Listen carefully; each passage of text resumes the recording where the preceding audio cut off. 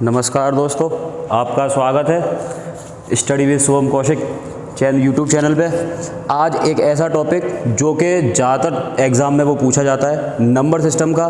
बड़ा ही अच्छा टॉपिक, छोटा सा टॉपिक है, बड़ा प्यारा सा, और वो होता है तुम्हारा नंबर ऑफ जीरोज़ पता करने का, या इसको हम बोलते हैं शून्यकों की संख्या।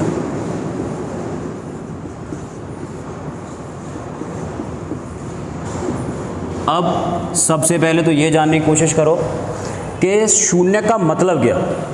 अब शून्य का जो मतलब है उसका मतलब है कि आपको अगर कभी भी किसी भी नंबर को मल्टीप्लाई किया जाए तो मल्टीप्लाई करने पर आखिर में कितने जीरो आपको मिलेंगे, वो होता है आपका शून्यक।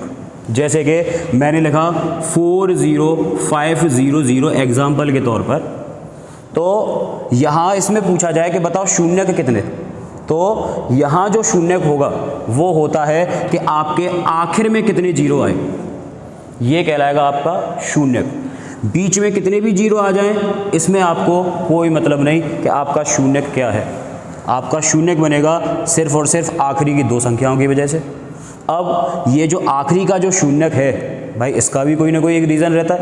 वो रीज़न क्या, अब उसको जानने की कोशिश करते हैं।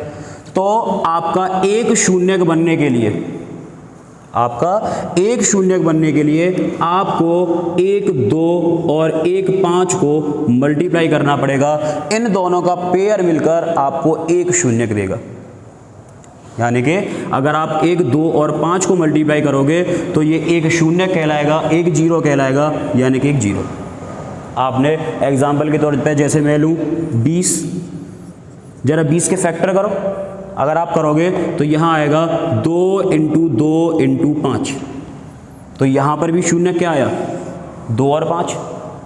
इसी तरीके से अगर मैं यहाँ पर 100 की बात करूँ तो 100 के अगर आप फैक्टर करोगे तो ये आएगा 2 × 2 × 5 × 5। ठीक है। अब यहाँ देखा जाए, देखो 100 है, 100 में शून्य यानी कि जीरो कितने, 2, तो आपके 2 और 5 के यहाँ 2 पेयर होने चाहिए। तो एक देखा गया भाई, एक पेयर तो ये बना और एक दूसरा पेयर आपका ये बना। यानी कि एक शून्यक बनाने के लिए आपको 1, 2 और 5 का पेयर चाहिए। ये था इसका थोड़ा सा हल्का सा बेसिक।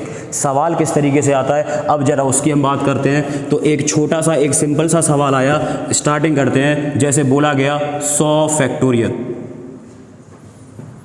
100 फैक्टोरियल में शून्यकों की संख्या बतानी है। तो 100 फैक्टोरियल में शून्य की संख्या बताने के सिंपल सा तरीका है कि 100 को आपको डिवाइड करना है 5 से।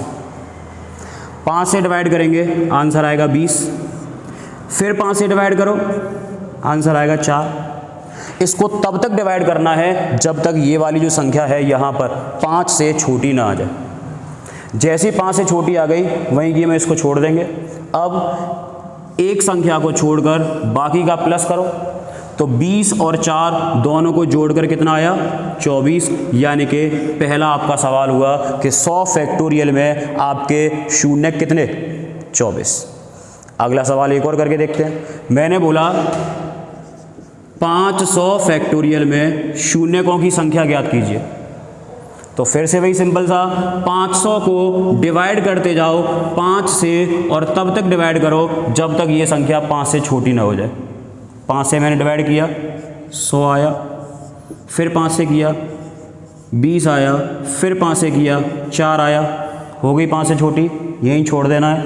इन सबको प्लस करना है, 100, 20 और 4 टोटल कितना आया, 124। यानी कि यहाँ पर आपके शून्यकों की संख्या आई 124।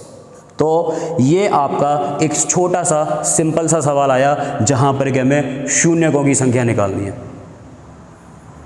बस खत्म हो।